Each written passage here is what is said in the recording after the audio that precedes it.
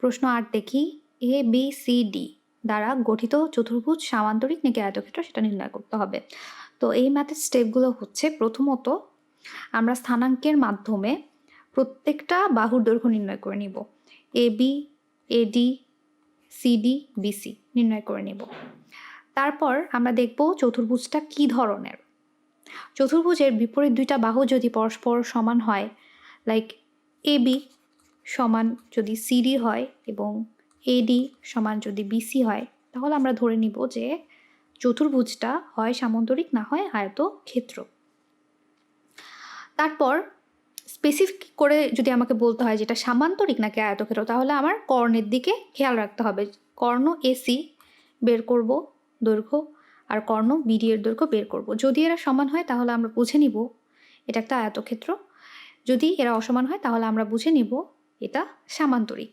তো প্রথমত ওই দূরত্বের সূত্র অনুসারে এবি বাহুর দৈর্ঘ্যটা বের করলাম, √74। তারপর বিসি বাহুর দৈর্ঘ্য বের হলো √10, সিডি বাহুর √74, এডি বাহুর √10। দেখতে পাচ্ছ যে তাদের বিপরীত বাহুগুলো পরস্পর সমান।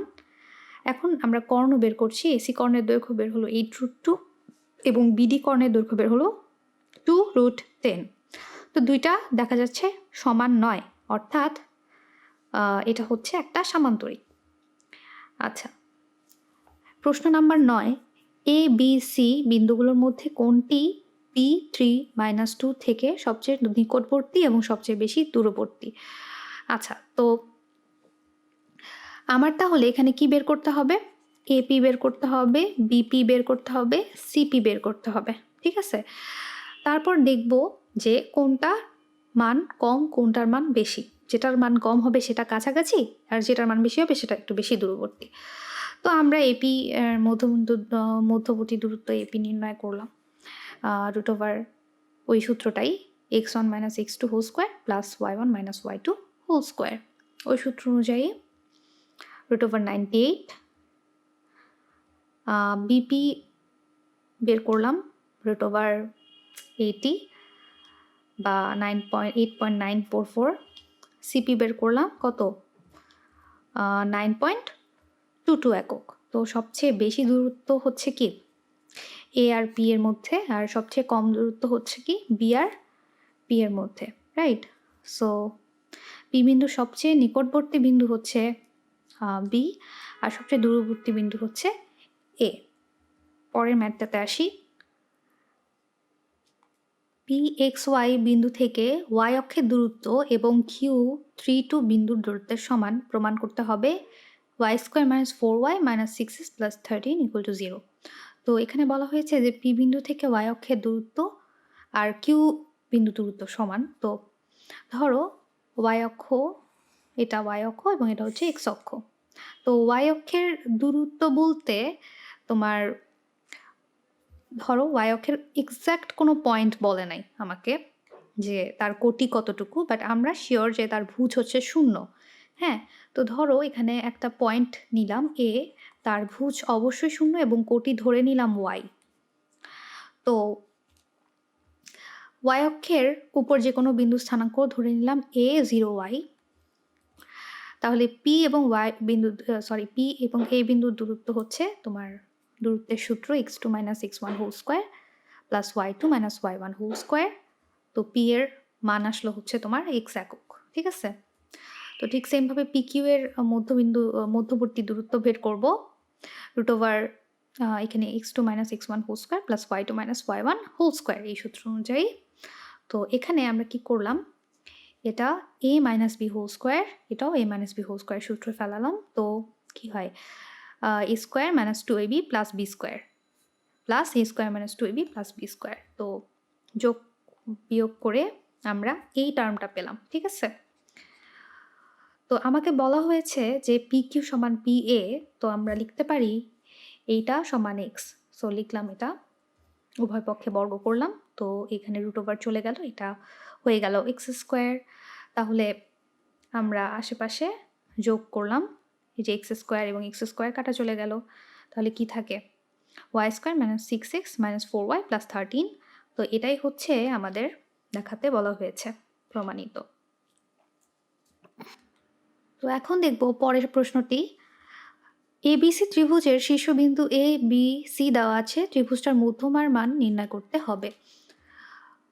তো প্রথমত মধ্যমা কী জিনিস আমরা ইতিমধ্যে জানি যে ত্রিভুজের শীর্ষবিন্দু থেকে যদি তার বিপরীত বাহুর ওপর এমন একটা রেখা আঁকা হয় যেটা ওই বিপরীত বাহুকে সমান দুই ভাগে ভাগ করবে, সেটাই হচ্ছে মধ্যমা।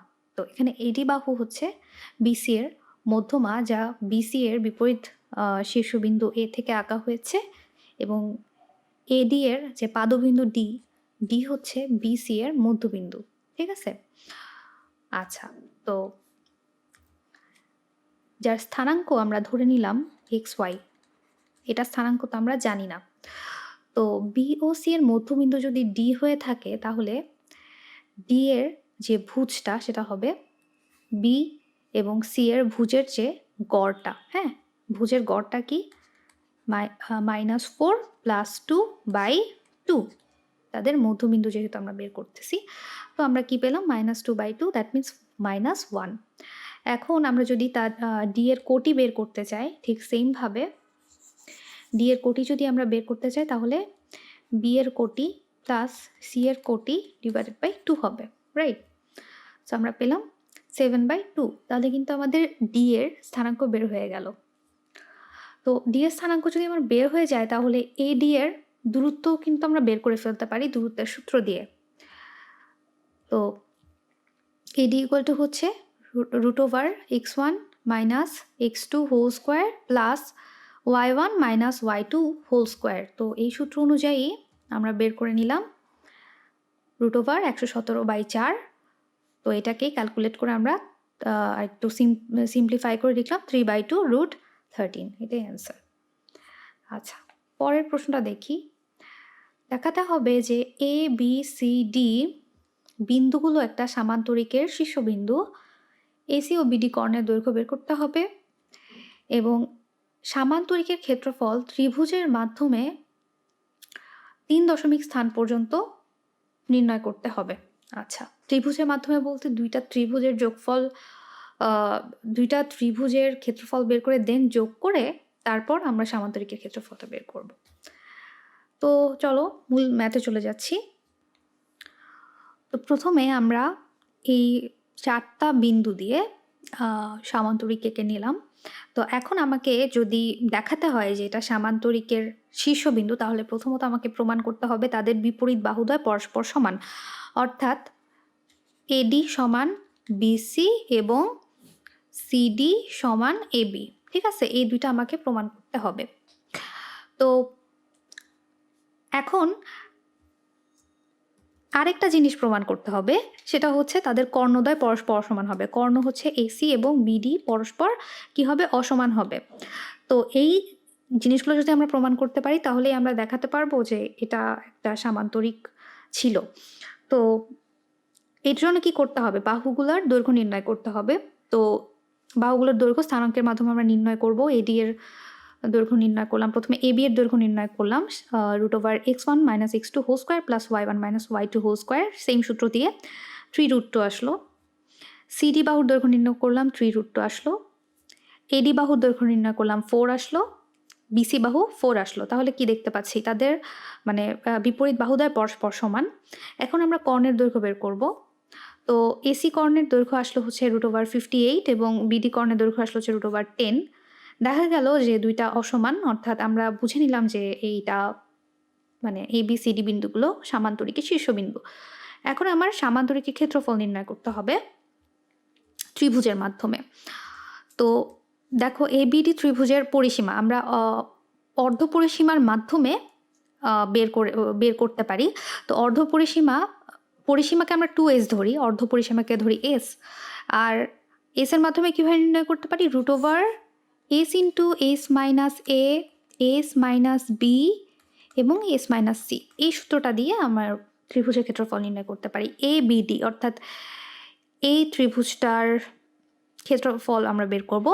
তো প্রথমত এটার অর্ধপরিসীমা বের করি। তো এবি, এটার হচ্ছে পরিসীমা হচ্ছে এবি প্লাস বিডি প্লাস এডি, তাদের দৈর্ঘ্য কিন্তু আমরা জানি। তো যোগ করলাম /2, তাহলে আমার অর্ধপরিসীমা বের হয়ে গেল 5.7। তাহলে আমরা ত্রিভুজের ক্ষেত্রফল বের করতে পারি। তো root over s into s minus a, ধরো এটাকে আমরা এ ধরলাম, এটাকে আমরা বি ধরলাম, এটাকে আমরা সি ধরলাম। তো এভাবে করে s into s minus a, s minus b, s minus c লিখলাম, ঠিক আছে। তারপর আমরা ক্যালকুলেট করে পেলাম 5.986। তো সামান্তরিকের ক্ষেত্রফল যদি আমার নির্ণয় করতে হয় তাহলে কি করতে হবে, এই ত্রিভুজের ক্ষেত্রফলটাকে 2 দিয়ে গুণ করতে হবে, ঠিক আছে।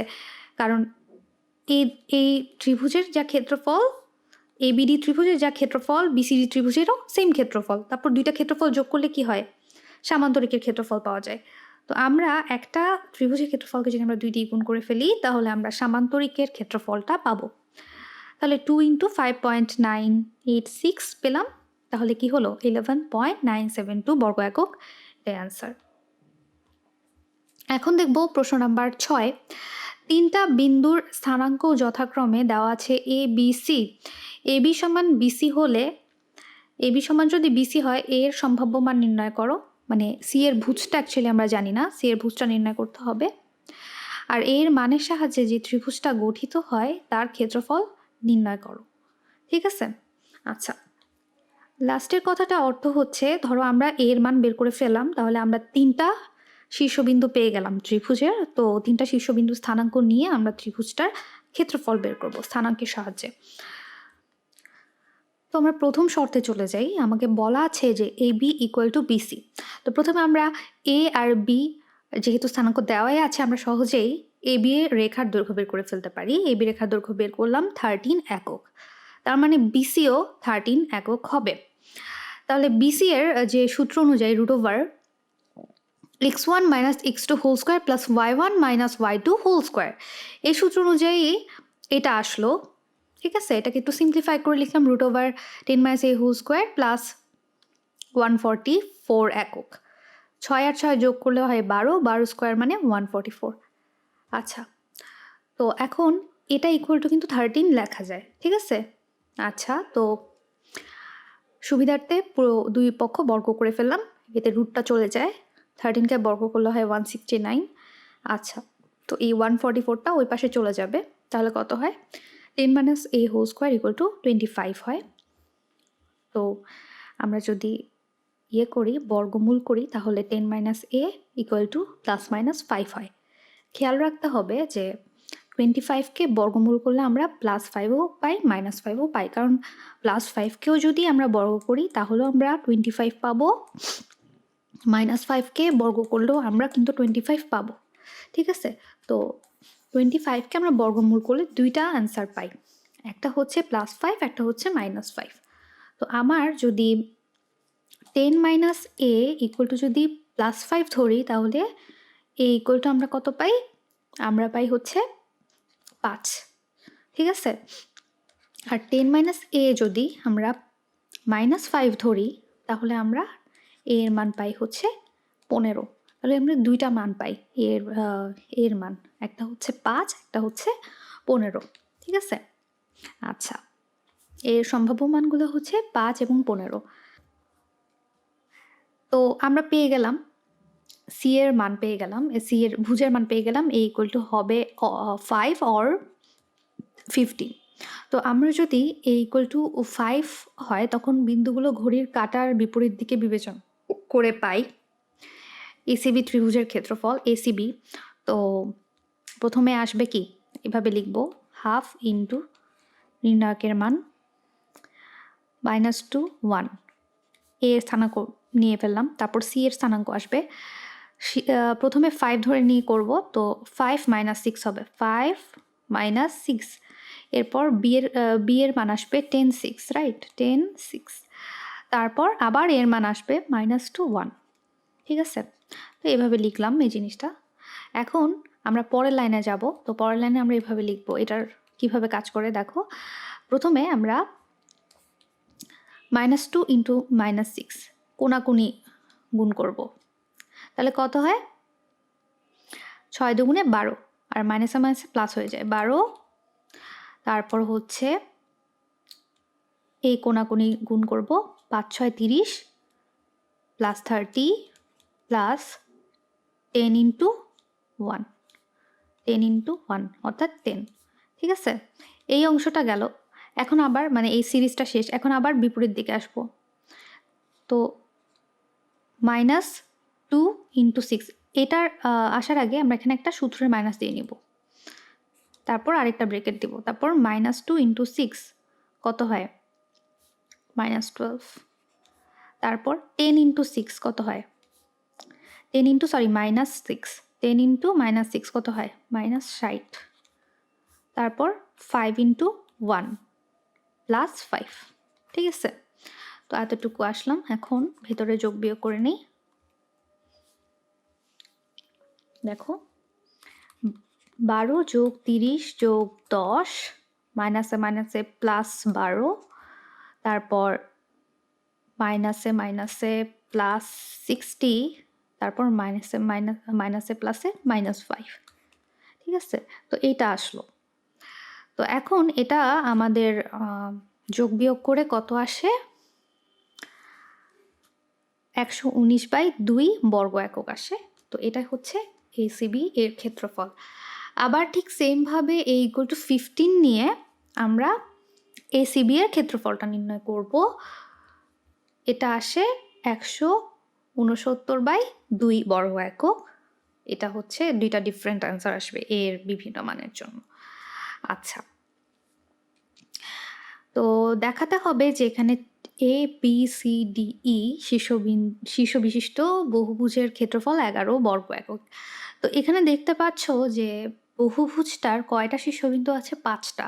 তাহলে আমরা বলতে পারি 5টা শীর্ষ বিশিষ্ট বহুভুজটা হচ্ছে পঞ্চভুজ A B C D E. তো আমরা প্রথমত কি করব, পঞ্চভুজের ক্ষেত্রে আমরা হাফ নিয়ে নিলাম, ক্ষেত্রফল যেহেতু বের করতেছি। তো হাফ নির্ণায়কের মতো চিহ্নটা নিয়ে নিলাম। তারপর হচ্ছে এর স্থানাঙ্ক বসাবো নিচানিচি 2 আর 3, সরি 2 আর -3। বি এরটা লিখবো 3 - 1, সি এরটা লিখবো 2 0, ডি এরটা লিখবো -1 1, ই এরটা লিখবো -2 -1। এটাতেই শেষ নয়, আবার ঘুরে এতে আসতে হবে। এরটা লিখবো 2 -3, তারপর নির্ণায়কের চিহ্ন ক্লোজড। এখন কি করব, আগের নিয়ম অনুসারে হাফ আগে দিয়ে নিব। এখন প্রথম ব্র্যাকেটের জন্য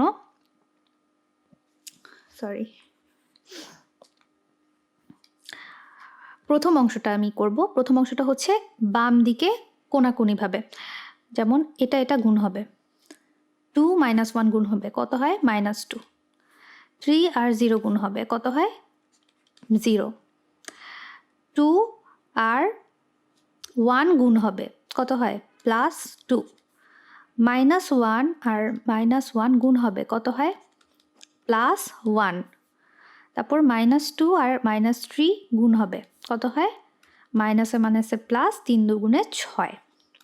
এটা একটা অংশ পাইলাম। তো এই বাম দিকের সিরিজটা শেষ হলো, এখন মাইনাস দিয়ে দিব। এখন ডান দিকের সিরিজে যাব, মানে ডান দিকে বরাবর ডান দিকের সিরিজটা শেষ হলো। এখন আমরা বাম দিকে যাব, বিপরীত দিকে যাব। তো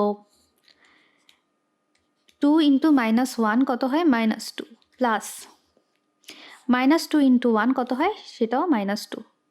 তো এখানে প্লাসে মাইনাসে মাইনাস লিখে ফেলবো -2। আচ্ছা, তারপর -1 ইন্টু 0 কত হয় 0 হয়। 2 ইন্টু -1 কত হয় -2 হয়। তারপর 3 ইন্টু -3 কত হয় 3 তিরিকে 9 আর -9 হয়। তো এতটুকু পেলাম। আচ্ছা, তারপর হাফ এখানে যোগ বিয়োগ করে ফেলবো। তো এখানে -2 +2 কাটাকাটি চলে যাচ্ছে, আর এখানে কত থাকে 7 থাকে। 7 মাইনাস, এখানে চিহ্নগুলো পাল্টে ফেলি। আচ্ছা, এখানে ভেতরের যোগফলটা করে ফেলি। -2 - 2 কত হয় -4 হয়, -6, তারপর -6 প্লাস -6 -9 -15 হয়। তো -15 হয়, তাহলে কত হয় হাফ, তাহলে 7 যোগ 15, তাহলে কত হয় হাফ 22, তাহলে কত হয় 11 হয়। তো আমাদের চলে আসলো যে বহুভুজের ক্ষেত্রফলটা কত 11। আচ্ছা,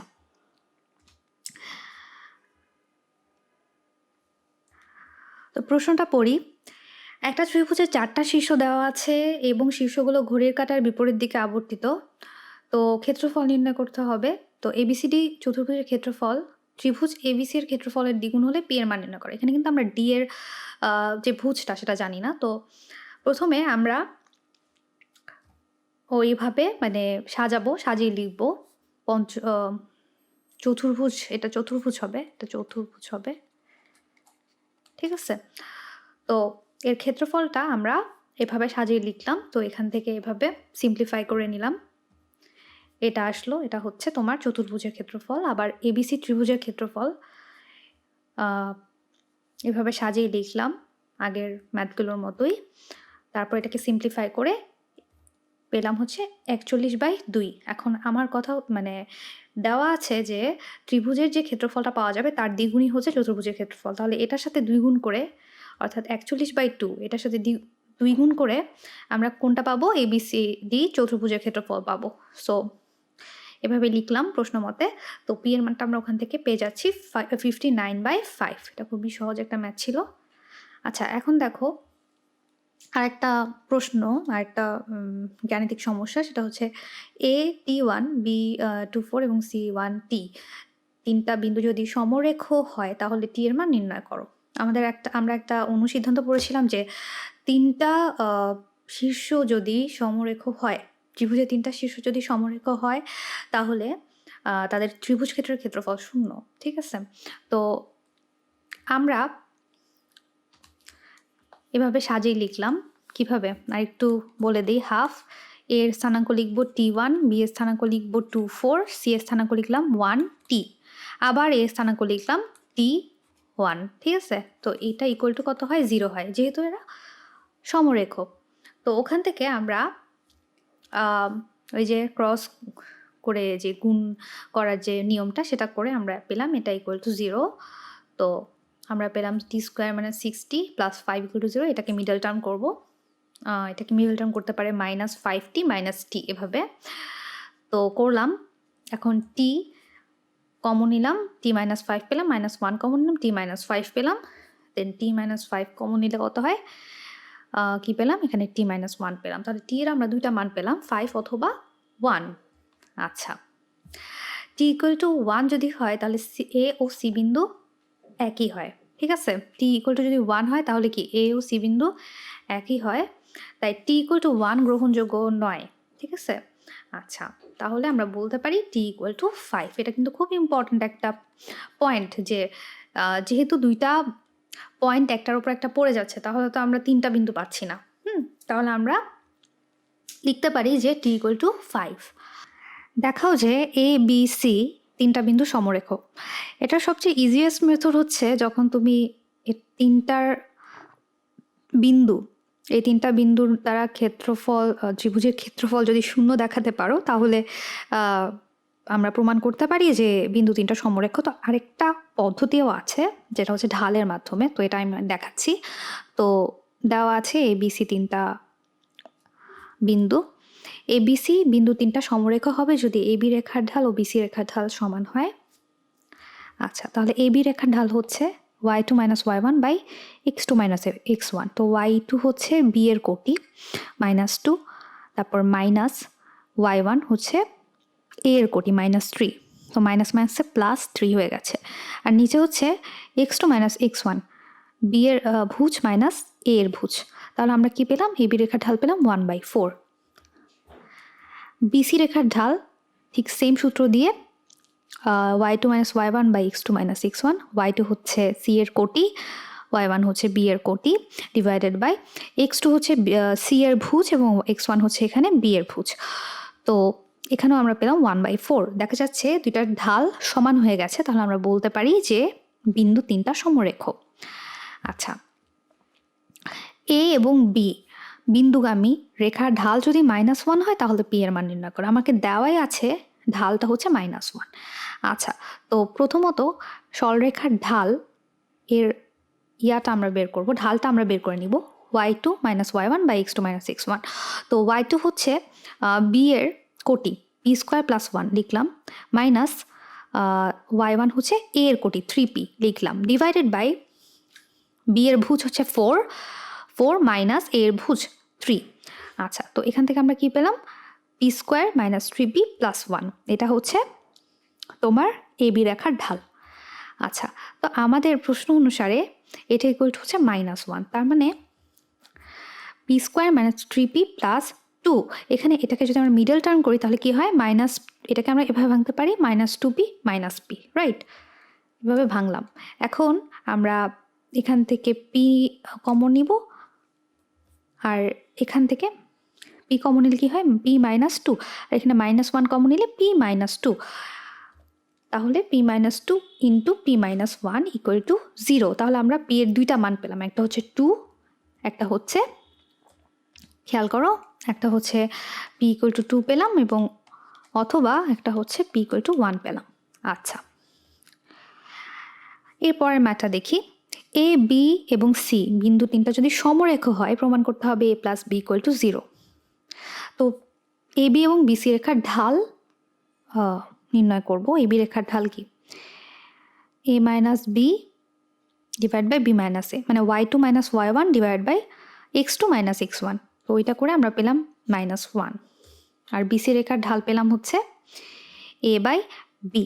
তাহলে আমরা বলতে পারি যে a by b equal to কত, -1। ঠিক আছে, যেহেতু এ বিসি রেখা আমার সমরেখ বলেই দেওয়া আছে, তাহলে আমরা বলতে পারি যে ঢাল দুইটা সমান। তো a by b equal to -1, অর্থাৎ পেয়ে গেলাম a plus b equal to 0। আচ্ছা, এখন দেখব আরও কিছু সমীকরণ আর কিছু সূত্রের মতো। ধরো এ এবং বি দুইটা বিন্দু, এর স্থানাঙ্ক x1 y1 আর বি এর স্থানাঙ্ক হচ্ছে x2 y2। তো এই দুইটা বিন্দু দ্বারা সংযোগকারী রেখা সমীকরণ কত? তো এটা হচ্ছে তার সূত্র, y minus y1 divided by x minus x1 equal to y1 minus y2 divide by x1 minus x2। এটা হচ্ছে তোমার দুইটা স্থানাঙ্ক, যদি তো এটা বিন্দু স্থানাঙ্ক যদি তোমার দেওয়া থাকে, তাহলে তাদের দ্বারা সংযোগকারী রেখা সমীকরণ হচ্ছে এইটা থেকে আমরা পাবো। অথবা এবি রেখার সমীকরণ আরেকভাবে বের করা যায়, y minus y1 equal to m into x minus x1। ঠিক আছে, যেখানে m হচ্ছে তাদের ঢাল y2 minus y1 by x2 minus x1। তো আমরা দেখব এই রিলেটেড একটা ম্যাথ। এ এবং বি দুইটা বিন্দু স্থানাঙ্ক সহ দেওয়া আছে, বিন্দু দ্বারা সংযোগকারী রেখা সমীকরণ নির্ণয় করো। তো প্রথমত দুইভাবে আমরা এটার সমীকরণ নির্ণয় করতে পারি, একটা হচ্ছে ঢালের মাধ্যমে আর একটা হচ্ছে ঢাল ছাড়া।